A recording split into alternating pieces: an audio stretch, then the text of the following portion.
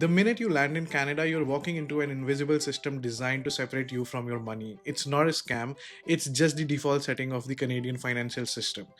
Most new immigrants, and I was almost one of them, walk right into it. You sign the car lease because you want freedom, you get the new iPhone contract because it feels cheap, and you tap your debit card for everything because it feels safe. But if you do that in 2026, by month 6, you're mathematically stuck in a survival loop you can never escape. Today, I'm going to give you the Immigrant Wealth Algorithm, and we're going to talk about the top 5 massive mistakes that drain your bank account, and I'm going to show you the exact fixes that would save you upwards of $11,000 just in your first year alone. This isn't just about saving a few dollars on coffee. No, I'm not going to give you that generic advice. This is a system reset. We're going to look at 3 pillars. Number 1, the liabilities. How to stop bleeding cash on status traps. Number 2, the asset engine. How to build a credit system that prints you free money. And number 3, the time trade. When your survival job is actually costing your career. Let's start with the biggest wealth killer of them all. Mistake number 1, buying a car in Canada too soon. In Canada, the society tells you a car is freedom, but I assure you it's the biggest trap you're ever gonna invest in. Now look at the numbers for 2026. A standard used Honda Civic financing is roughly $550 a month. That's manageable, right? But the killer that nobody talks about is the insurance amount. For a new driver in the GTA area, you're looking at almost $500 a month. Add gas, add maintenance, parking, and so many other fees that nobody even tells you about. You're burning about $1,300 a month just to move around. Now look at the strategy. A TTC pass plus a generous Uber budget is roughly $350 a month. By simply waiting to buy a car, you put $1,100, $4,000 in your first year in your own pocket and not in your mechanic's pocket. Trust me, I know the urge of buying a car. I know everybody will tell you that that's the best decision you're going to make. You're going to save so much time on travel. You can, use your car to, drive Uber or Lyft and make that money. It doesn't work that way. It's the biggest financial trap you will be putting yourself into. Let's talk about mistake number 2, the zero down phone plan. This is a poverty trap dressed up as convenience. When you sign a contract for that new iPhone 16 or 17 or the 18 which is going to come next year, you aren't going to get a deal. You're taking a $1,700 consumer loan. And there's the dangerous part. If you miss even a single payment, you're going to get 50 to 100 points deducted from your credit score. Let's talk about the fix, which is very simple.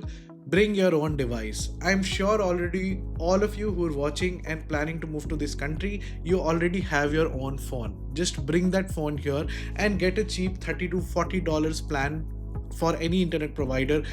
For example, get it from Fido, that is the one I took, and build your credit score first and buy the toys later and save the money because you're going to need it in your first year the most. Mistake number 3 is what I call the ignorance tax. It's paying for everything with a debit card.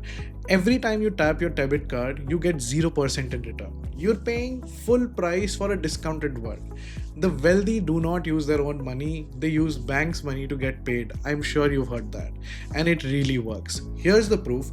In my first year alone, I stopped using cash. I applied for a Amex Cobalt card and used that card for every single grocery run or the Uber ride. I was going to spend that money anyway, but because I used the right card, I generated over 60,000 points in just my first year of using the card. I leveraged those points, eventually switching to a gold card, and I booked a round trip business class ticket to India.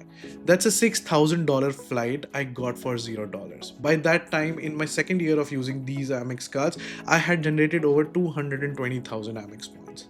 If I had used a debit card, I would have gotten nothing. Stop leaving the money on the table and start making smart financial decisions. Now let's talk about mistake number 4. It's opening a savings account in Canada. I'm not saying you shouldn't open a savings account. Make sure you definitely have a savings account with a good bank. But in Canada, inflation eats your money when it's just sitting in our savings account. The Canadian government gave us a beautiful gift called the TFSA account, which is a tax-free savings account. In your first year, you get a $7,000 worth of contribution room, especially in 2026.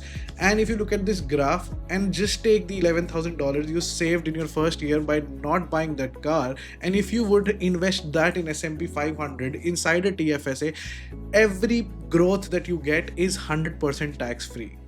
and it is the only tax haven you will get here as a regular person, so make sure you're using it. And finally, the most controversial one, mistake number 5, getting addicted to that survival job. I see so many capable people working 20 to 40 hours a week at Tim Hortons to save extra $500 to $600 a month.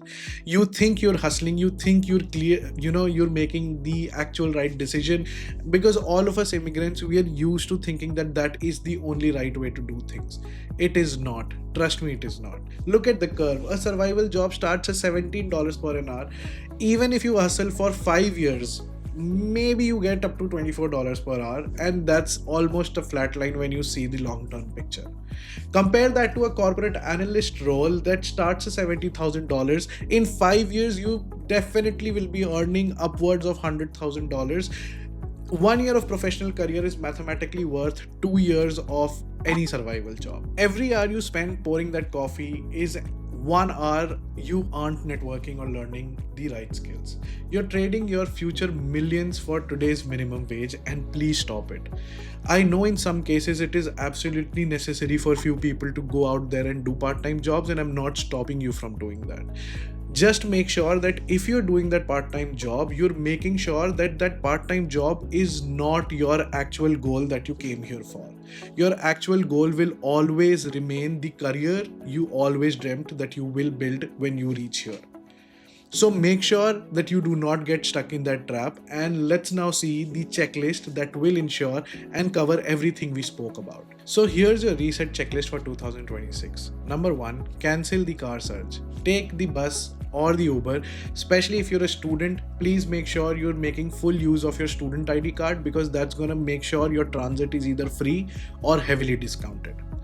2, get your own phone and just pay for the internet or the cellular plan. That's going to save you a lot of money.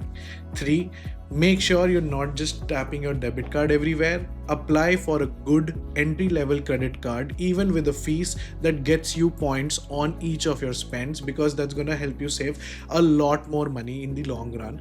For me, it was the Amex Cobalt card. Even today, after my research, I still think Amex Cobalt is one of the best entry-level cards for all of us young professionals or new immigrants. So apply for that if you want. I'll put my referral link in the description. You can use that referral link, and that will help you get certain bonus points when you start your journey using that credit card. 4th, open a Wealthsimple TFSA account, or choose any other platform that you like. For me, I've been using Wealthsimple. No, this video is not sponsored by either Amex or Wealthsimple or any of these platforms.